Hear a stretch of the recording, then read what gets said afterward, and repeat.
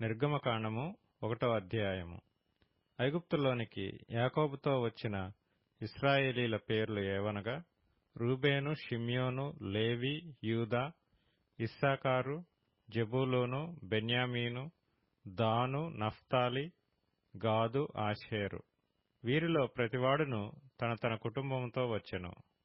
యాకోబు గర్భమున పుట్టిన వారందరూ 70 మంది. అప్పటికి యోసేపు ఐగుప్తులో ఉండెను. యోసేపును అతని అన్నదమ్ములందరును ఆ తరము వారందరును చనిపోయిరి. ఇశ్రాయేలీయులు బహుసంతానము గలవారై అభివృద్ధి పొంది విస్తరించి అత్యధికముగా ప్రబలిరి. వారున్న ప్రదేశము వారితో నిండియుండెను. అప్పుడు యోసేపును ఎరుగని క్రొత్త రాజు ఐగుప్తును ఏలనారంభించెను. అతడు తన జనులతో ఇట్లనెను: ఇదిగో, ఇశ్రాయేలు సంతతి అయిన ఈ జనము మనకంటే విస్తారముగాను బలిష్టముగాను ఉన్నది. వారు విస్తరింపకుండునట్లు మనము వారి ఎడల యుక్తిగా జరిగించుదము రండి. లేని ఎడల యుద్ధము కలుగునప్పుడు వారు మన శత్రువులతో చేరి మనకు విరోధముగా యుద్ధము చేసి ఈ దేశములో నుండి వెళ్లిపోదురేమో అనెను.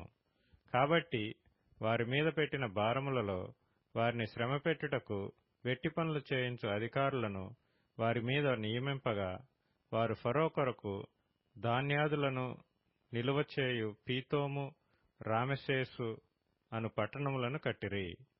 అయినను ఐగుప్తీయులు వారిని శ్రమపెట్టిన కొలది వారు విస్తరించి ప్రబలిరి గనుక వారు ఇశ్రాయేలీల ఎడల అసహ్యపడిరి. ఇశ్రాయేలీల చేత ఐగుప్తీయులు కఠినముగా సేవ చేయించుకొనిరి. వారు ఇశ్రాయేలీల చేత చేయించుకొనిన ప్రతి పనియు కఠినముగా ఉండెను. వారు జిగట మంటి పనిలోను, ఇటుకల పనిలోను, పొలములో చేయు ప్రతి పనిలోను కఠిన సేవ చేయించి వారి ప్రాణములను విసికించిరి. మరియు ఐగుప్తు రాజు షిఫ్రా, పూయా అను హెబ్రీల మంత్రసానులతో మాట్లాడి, మీరు హెబ్రీ స్త్రీలకు మంత్రసాని పని చేయుచు వారిని కాన్పు పీటల మీద చూచినప్పుడు మగవాడైన ఎడల వాని చంపుడి, ఆడుదైన ఎడల దాని బ్రతుకునీయుడని వారితో చెప్పెను. అయితే ఆ మంత్రసానులు దేవునికి భయపడి ఐగుప్తురాజు తమకాజ్ఞాపించినట్లు చేయక మగపిల్లలను బ్రతుకునీయగా, ఐగుప్తురాజు ఆ మంత్రసానులను పిలిపించి, మీరెందుకు మగపిల్లలను బ్రతుకనిచ్చితిరి? ఈ పని ఏల చేసితిరని అడిగెను. అందుకు ఆ మంత్రసానులు, హెబ్రీ స్త్రీలు ఐగుప్తు స్త్రీల వంటి వారు కారు, వారు చురుకైన వారు. మంత్రసాని వారి యొద్దకు వెళ్లక మునుపే వారు ప్రసవించి ఇందురని ఫరోతో చెప్పిరి. దేవుడు ఆ మంత్రసానులకు మేలు చేసెను. ఆ జనము విస్తరించి మిక్కిలి ప్రబలెను. ఆ మంత్రసానులు దేవునికి భయపడినందున ఆయన వారికి వంశాభివృద్ధి కలుగు చేసెను.